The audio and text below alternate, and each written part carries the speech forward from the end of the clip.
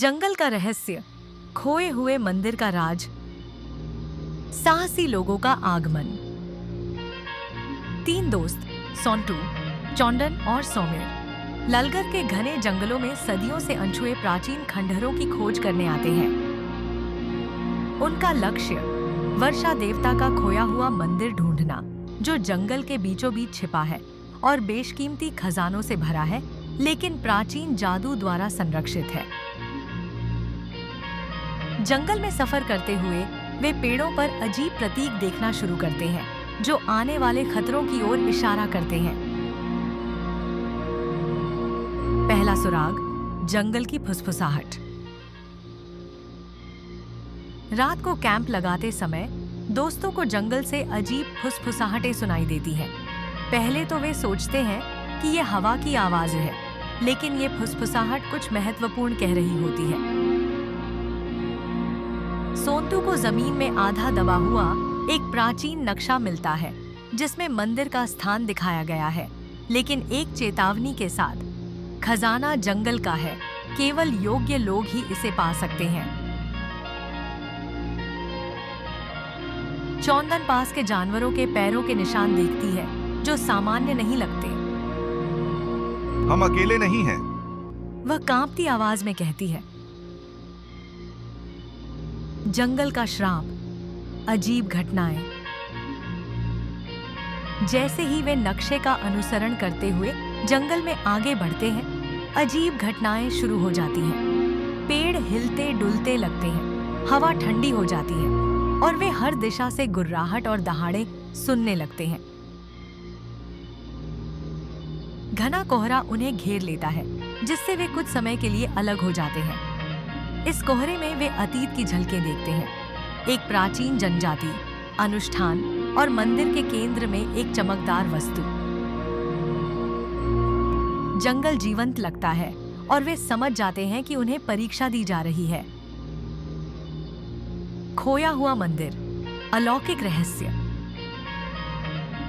जंगली जानवरों, दलदल और जंगल के जालों का सामना करने के बाद वे अंततः खोए हुए मंदिर को ढूंढ लेते हैं, लेकिन प्रवेश द्वार विशाल बेलों से घिरा हुआ है, जो जीवित लगती हैं।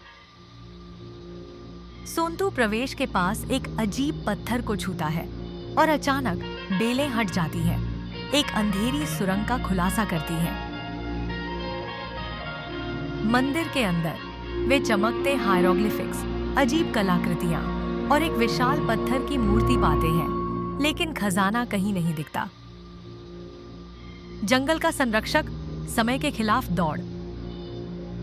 जैसे ही वे मंदिर के और भीतर जाते हैं, उनका सामना जंगल के संरक्षक से होता है। एक शक्तिशाली प्राणी, आधा मानव और आधा जानवर, जो सदियों से खजाने की रक्षा कर रहा है। संरक्षक उन्हें चुनौती देता है। केवल वे लोग जो दिल से शुद्ध हैं, खजाने का दावा कर सकते हैं। उन्हें मंदिर की पहेली को हल करना होगा, या फिर जंगल में हमेशा के लिए कैद हो जाएंगे। तनाव बढ़ जाता है क्योंकि मंदिर उनके चारों ओर गिरने लगता है। समय समाप्त हो रहा है। अंतिम पहेली, मंदिर का रहस्य। त्रिमूर्ति को अंतिम पहेली का पता चलता है। एक प्राचीन सूर्य घड़ी, जिसे सूरज की किरणों के साथ पूरी तरह से संरेखित करना होगा। कुंजी उन सुरागों में छिपी है जो उन्होंने अपनी यात्रा के दौरान पाए थे।